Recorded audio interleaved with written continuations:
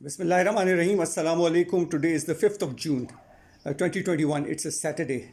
On the 3rd of June, the foreign ministers of Pakistan, China, and Kabul spoke to each other virtually, and they arrived at an 8 point consensus of how to bring back peace to Afghanistan. A number of trilateral agreements were embedded in this 8 point consensus, which included fighting jointly against terrorism, etc. But a very important point was that to bring back the Taliban to the political mainstream.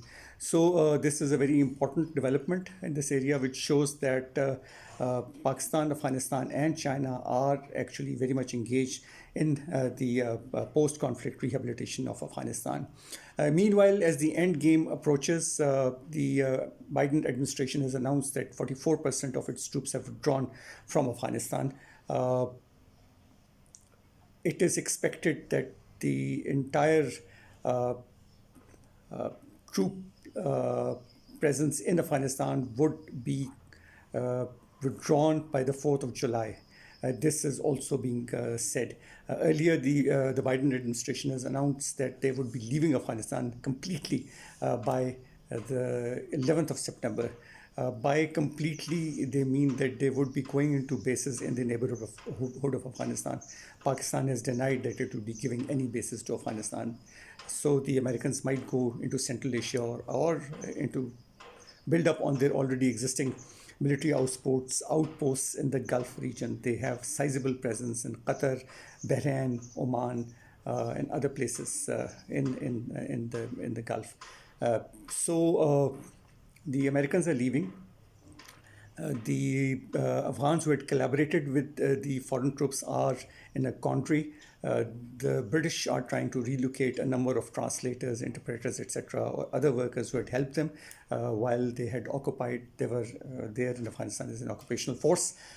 So that is a problem which is being faced. The US wants a steady withdrawal from Afghanistan without any humiliation. It wants Pakistan to help it there. Pakistan is trying to do its best.